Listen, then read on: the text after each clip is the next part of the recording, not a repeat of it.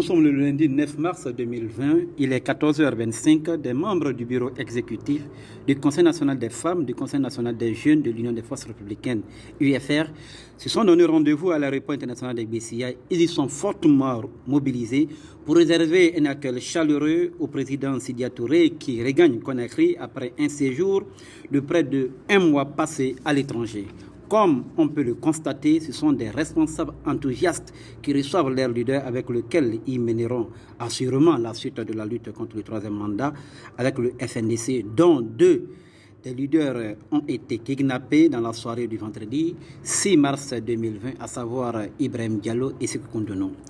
À la sortie de l'aéroport international de Bessia, il s'est prêté aux questions des journalistes. Je crois que c'est une dérive autoritaire qui n'a pas de sens. Je crois qu'après tout ce qui est arrivé, les autorités de ce pays, y compris Alpha Condé lui-même, devraient réfléchir, devraient mettre un peu par rapport à tout cela. Je crois que tout le monde est intervenu pour commencer à débattre des questions guinéennes. Je crois en ce moment que vous allez faire des arrestations, des déportations de gens, paraît-il, jusqu'à Serengeti, des gens qui disparaissent. Donc on arrête un peu, on ne peut pas continuer comme ça. Nous avons des exemples autour de nous aujourd'hui qui démontrent que si nous voulons calmer la situation dans notre pays, les choses sont très simples. Ce n'est pas de cette manière que ça se passera. Je dis toujours, Napoléon a dit qu'on peut tout faire avec des marionnettes, sauf s'asseoir dessus. On ne peut pas créer une telle crise dans le pays et puis dire que le régime va fonctionner de telle façon. Vous n'avez qu'à regarder comment ça. Nous venons d'atterrir là. On vient d'autres aéroports, vous atterrissez ici, vous n'avez même pas un hélicoptère. Donc il y a des problèmes sérieux. Ça ne se réduira pas par la force. C'est une démocratie ce pays.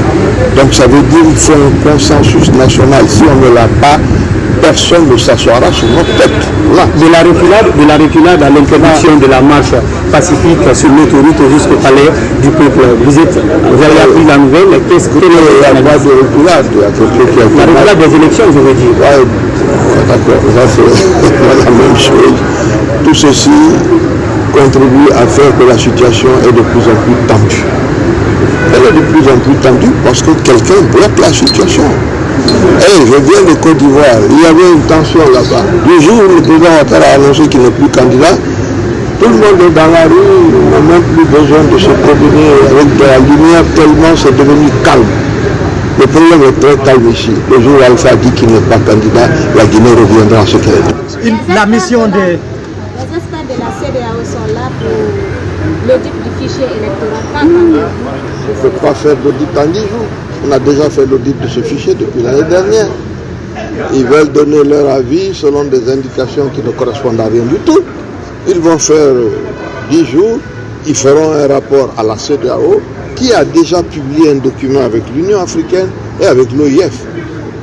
Écoutez, on ne peut pas faire en sorte qu'une partie de la population vote, mais que la communauté internationale va appuyer le fait qu'une autre partie de la population guinéenne ne votera pas. Ça n'a aucun sens. Il faut que les gens reviennent sur terre. Peut-être une dernière question. Beaucoup disaient après votre départ que s'il y a fui des manifestations, fui le pays. Je ne réponds pas à ça. Depuis 2001, attendez, hein, j'ai eu des problèmes là-bas qui venaient d'ailleurs des manifestations de 2009. En 2001, moi j'étais déjà dans la rue. Vous savez, ceux qui sont restés ici, qui n'étaient pas à l'extérieur, ils ont été à quelle manifestation? Il n'y en a pas eu une seule. Alors il faut arrêter de raconter. Puis je veux dire, je n'ai pas besoin de justifier ce genre de choses-là. Ok, un appel à la mobilisation peut-être pour demain. Oui, résistance active. Elle continue. Nous sommes toujours pour. Voilà. À la suite de ces questionnaires, le président Sidya Touré a été accompagné à sa résidence à la minière où le vice-président Goyo Zoumanigui et des membres du parti l'attendaient.